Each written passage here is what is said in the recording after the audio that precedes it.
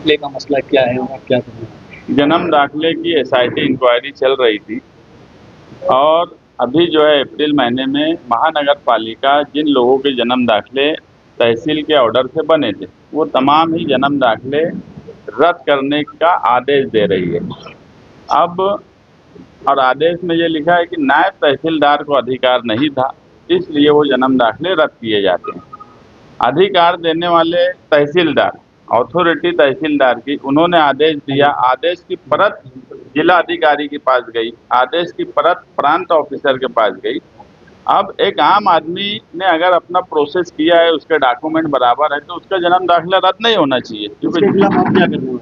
इसके खिलाफ हम हाई कोर्ट जाने वाले हैं कि ये जो जन्म दाखिले रद्द हो रहे हैं ये प्रोसेस गलत है। अथॉरिटी अगर तहसीलदार ने दिया था तो उनके डॉक्यूमेंट चेक होना चाहिए, और कोई भी प्रोसेस अगर मैंने कोई सरकारी डॉक्यूमेंट बनाया है तो मुझे नोटिस दे के बुला के मेरे कागजात चेक करे जाएंगे। अगर कागजात सही है तो वो रद्द नहीं हो सकते। रद्द होने से बच्चों के एडमिशन, जिनके एडमिशन हो चुके हैं, उनको स्कूल वाले बोल रहे हैं कि तुम्हारा जन्म दाखिला रद्द हो गया, अब तुम दूसरा जन्म दाखिला लाओ। प्रोसेस महानगर पालिका नए जन्म दाखिले का शुरू नहीं करती। कई लोगों ने उस पर पासपोर्ट बनाया होगा, उनके पासपोर्ट रद्द हो जाएंगे। तो इस तरीके से ये इल्लीगल तरीका है। सरकार जो ऑफिसरान है उनका काम करने का तरीका ये इल्लीगल है। इसको हम हाई कोर्ट में चैलेंज करेंगे, और एसआईटी जो इंक्वायरी कर रही है और सरकार कुछ भी उठा के आदेश दे देती है, ये कोई कानूनी प्रोसेस से कोई भी काम नहीं है, ऑफिसर लोग कर रहे हैं। हम इसको हाई कोर्ट में चैलेंज करने वाले हैं। अभी तक 2979। अच्छा भाई, तरफ से कौन सा आयोजन किया गया और क्या मकसद है? उत्तर महाराष्ट्र माइनॉरिटी कॉन्फ्रेंस अल्पसंख्यक परिषद मालेगांव के अंदर हम ले रहे हैं 22 जून को, जो उत्तर महाराष्ट्र के सामाजिक, धार्मिक और राजकीय क्षेत्र के सभी प्रमुख नेताओं को हम मालेगांव शहर के अंदर बुला रहे हैं। और जो केंद्र सरकार ने जो वक्फ अमेंडमेंट बिल जो पास की, पारित की, जो मुस्लिम समाज को मंजूर नहीं है, हमको नामंजूर है,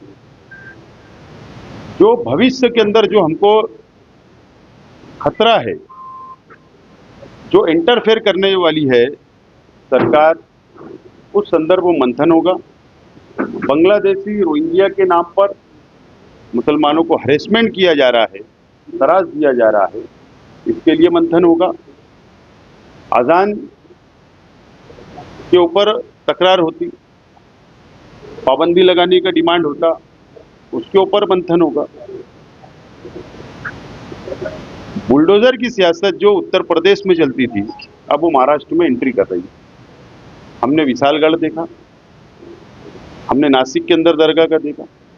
ऐसे हमको शंका है कि फ्यूचर में, आने वाले समय में भी सरकार बुलडोजर की सियासत, राजकारण करेगी महाराष्ट्र में। इसके लिए हम कायदेशीर उनको बचाने के लिए मंथन करेंगे।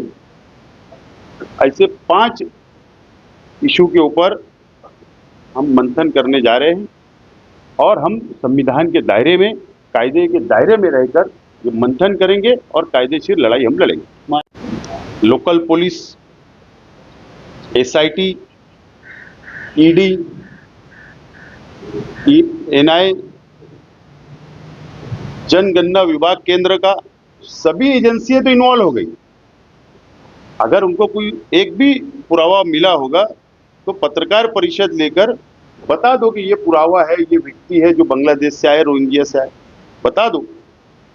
एक भी नहीं मिला, न चार्जशीट के अंदर साबित कर पाई सरकार, ना एसआईटी। लेकिन उसके बाद सिर्फ मैंने कहा ना कि विशेष एक धर्म को टारगेट करने का काम, और सिर्फ इसके लिए कि वोट की राजनीति सीधी हो जाए, इसके लिए सरकार का, सरकारी पार्टियों का प्रयत्न चल रहा है। क्या महापंचायत, भारतीय जनता पार्टी, चाहे वो पार्लियामेंट का चुनाव हो, विधानसभा के चुनाव हो, या स्थानिक स्वराज्य संस्था के चुनाव हो, हर काम वो समय पर करती है। और मुसलमानों को परेशान करके स्थानिक स्वराज्य संस्था सिर्फ मालेगांव का नहीं, पूरे महाराष्ट्र के जीतने का प्रयत्न।